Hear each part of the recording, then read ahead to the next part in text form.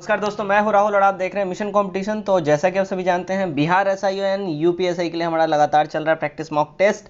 और इसमें हमने सेट जो है यानी टेस्ट 7 तक करवा दिया। आज हम लेके आए आपके सामने टेस्ट नंबर 8। इसका जो कट ऑफ है देखिए, अनरिजर्व कैटेगरी के लिए 40 रखा गया है, ईबीसी के लिए 39, ओबीसी के लिए 37 और एससी एसटी के लिए 34।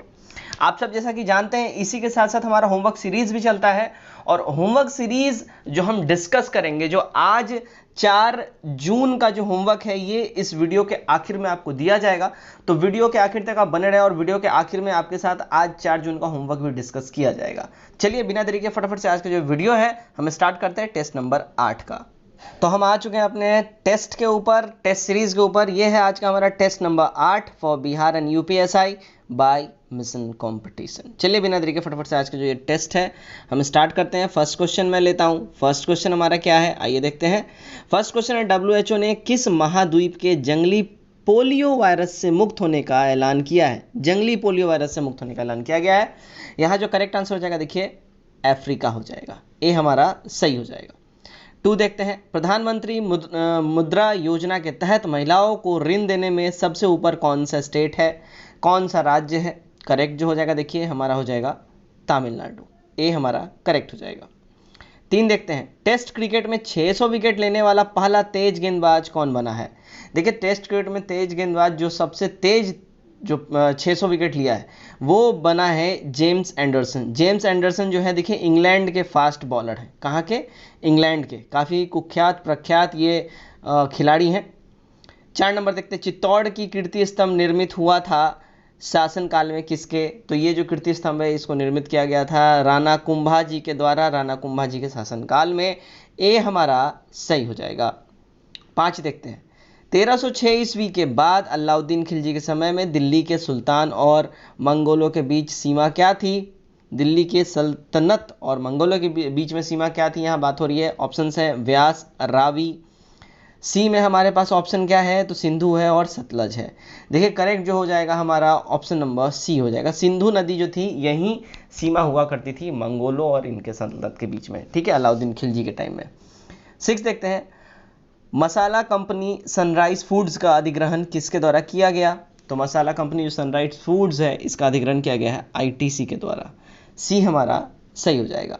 क्वेश्चन नंबर 7 देखते हैं। 7 में बोला जा रहा है, देखिए आईआरसीटीसी ने किसके साथ मिलकर संपर्क रोहित कार्ड लॉन्च किया है? तो संपर्क रोहित कार्ड आईआरसीटीसी ने लॉन्च किया है मिलके एसबीआई कार्ड्स के साथ, ठीक है। सी हमारा यहाँ सही हो जाएगा। 8 नंबर देखते हैं, दिल्ली सल्तनत के किस मिलिट्री कमांडर ने डकैती लूट के लिए दक्षिण भारत में कन्याकुमारी तक आक्रमण किया और किसके शासनकाल में इन्होंने ये किया है? तो ये जो इन्होंने किया है ये किया है मलिक काफूर ने किया है और अलाउद्दीन खिलजी के शासनकाल में किया है। इसी ने डकैती के अगेंस्ट जो है बिल्कुल दक्षिण में कन्याकुमारी तक इसने बिल्कुल रगेद रगेद के डकैतों को भगाया है और आक्रमण करा है, जिसको बोलते हैं हमारे बिहारी भाषा में रगेद के। ठीक है। क्वेश्चन नंबर 9, कौन सा सुल्तान नया धर्म चलाना चाहता था किंतु उलेमा लोग ने उसका विरोध किया? तो वो जो सुल्तान था वो था अलाउद्दीन खिलजी। किस धर्म को वो चलाना चाहता था? कमेंट करके आप सब जरूर बताएं। 10 नंबर देखते हैं, क्वेश्चन नंबर 10 क्या बोल रहा है। देखिए क्वेश्चन नंबर 10 बोल रहा है, मुझे नहीं मालूम क्या कानूनी है और क्या गैर कानूनी, मैं राज्य की आवश्यकता अनुसार बनता कानून बनाता हूँ, यह किसने कहा था? ये जो वक्तव्य है देखिए ये है अलाउद्दीन खिलजी का। बी हमारा करेक्ट हो जाएगा। इसी ने ये स्टेटमेंट दिया, मुझे नहीं मालूम कि क्या कानून है, क्या कानूनी है और क्या गैर कानूनी है, मैं राज्य की आवश्यकता अनुसार कानून बनाता हूँ और उसे तोड़ता हूँ। 11 नंबर देखते हैं, निम्नलिखित में से किसे दूसरा सिकंदर माना जाता है? तो दूसरा सिकंदर जो माना जाता है वो अलाउद्दीन खिलजी को माना जाता है। ये बिल्कुल विश्व विजय करने का अपना सिकंदर के जैसे अपना ख्वाब रखता था। इसका एक दोस्त हुआ करता था, मुझे उसका नाम याद नहीं आ रहा, उसके समझाने पे फिर इसने सिर्फ और सिर्फ भारत पे फोकस किया, अदरवाइज इसका विश्व विजय का महत्वाकांक्षा था। 12 नंबर देखते हैं हम, शाहनामा का लेखक फिरदौसी किसके दरबार से ये संबंधित था? तो फिरदौसी जो है ध्यान रखिए ये महमूद गजनवी के दरबार से ये रिलेटेड था। बी हमारा सही हो जाएगा। फिरदौसी काफ़ी फेमस और कुख्यात राइटर्स में से एक है ना।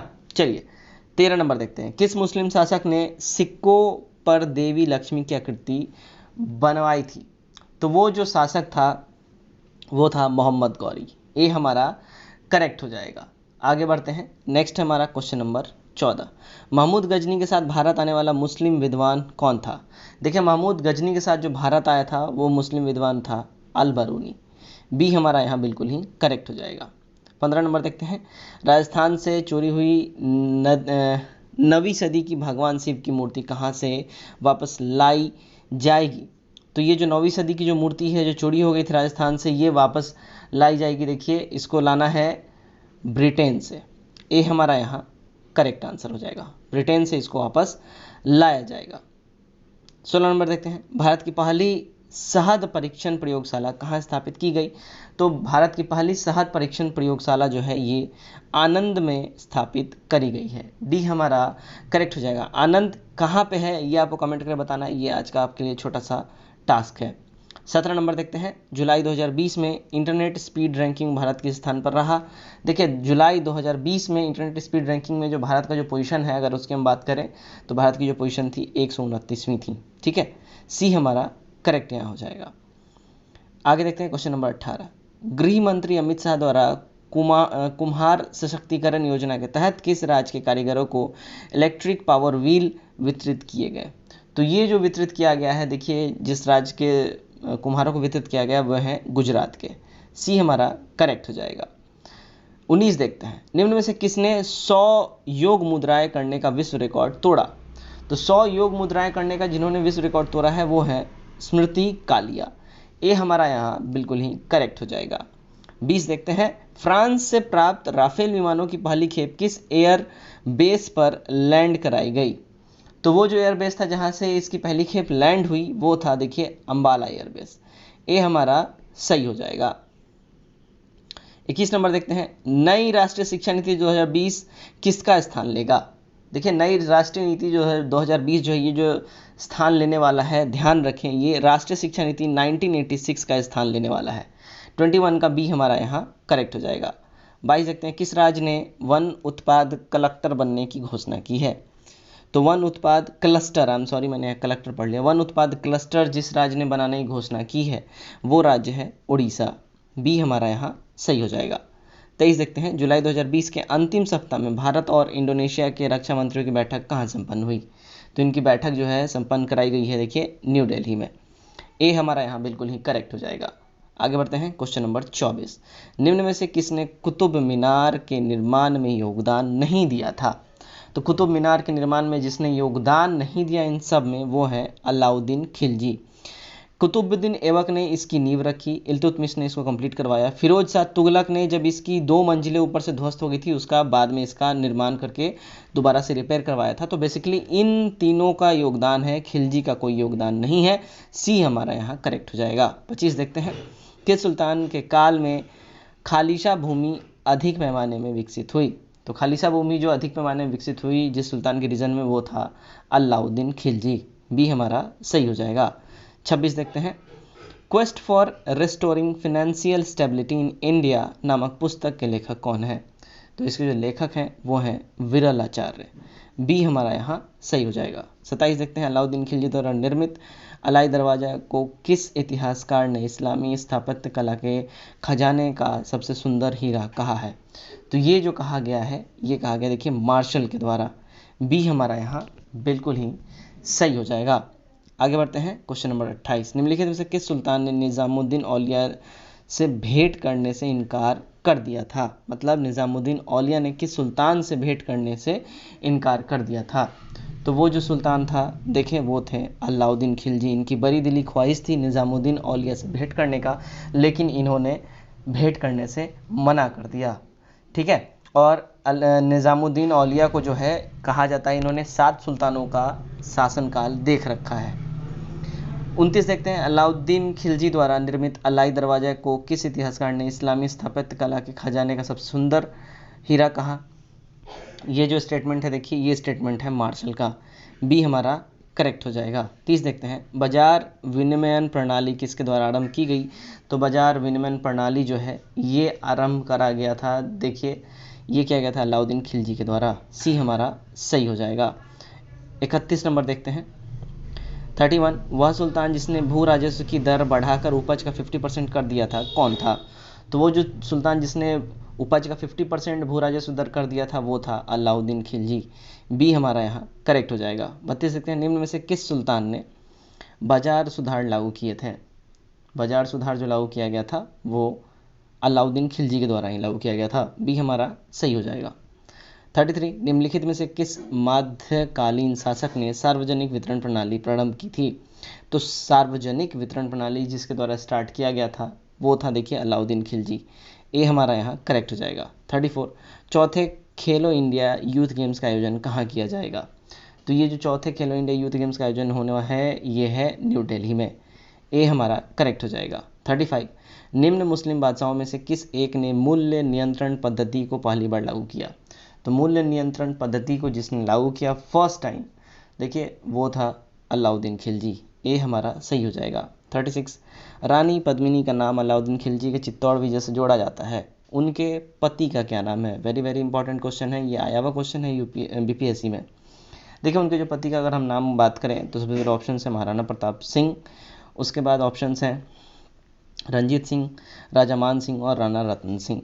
करेक्ट जो है हमारा आंसर हो जाएगा वो हो जाएगा option number D Rana Ratan Singh. देखिए अगर आपने मूवी रानी पद्मावत देखा होगा तो उसमें आपको शाहिद कपूर ने ये रोल निभाया है। आपने अगर वो देखा हो तो आपको डेफिनेटली ये याद होगा। फिर आपको ये वाले क्वेश्चन के लिए तो हिस्ट्री की बुक भी पढ़ने की जरूरत नहीं है अगर आप मूवी के शौकीन होंगे तो डी हमारा यहाँ करेक्ट हो जाएगा। रानी पद्मिनी का पति का जो नाम था वो राणा रतन सिंह था।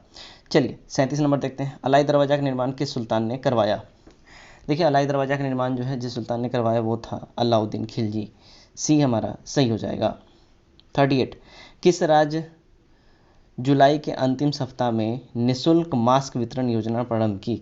किस राज्य ने जुलाई के अंतिम सप्ताह में निःशुल्क मास्क वितरण जो है सप्ताह इन्होंने स्टार्ट करा? तो ये जो स्टार्ट किया गया था देखिए ये किया गया था तमिलनाडु गवर्नमेंट के द्वारा। सी करेक्ट हो जाएगा। 39 निम्न में से कौन शासक पृथ्वीराज चौहान के नाम से प्रसिद्ध हैं? तो पृथ्वीराज चौहान के नाम से जो शासक प्रसिद्ध हैं वो हैं पृथ्वीराज थर्ड। पृथ्वीराज तृतीय को पृथ्वीराज चौहान के नाम से हम जानते हैं और ये काफ़ी प्रचलित हैं। 40 आल्हा उदल संबंधित थे किससे? देखिए आल्हा उदल जो संबंधित थे वो महोबा से थे। सी हमारा यहाँ सही हो जाएगा। 41 दुनिया का सबसे बड़ा सौर ऊर्जा संयंत्र कहाँ स्थापित किया जाएगा? दुनिया का सबसे बड़ा सौर ऊर्जा संयंत्र स्थापित जो किया जाएगा ये किया जाना है अबू धाबी में। सी हमारा यहाँ सही हो जाएगा। आगे देखते हैं 42 भारत ने किस देश में 300 साल पुराने काली मंदिर के पुनर्निर्माण का समर्थन किया है? तो वो जो देश है वो है देखिए बांग्लादेश। बांग्लादेश में 300 साल पुराने काली मंदिर का पुनरुत्थान भारत द्वारा किया जाएगा।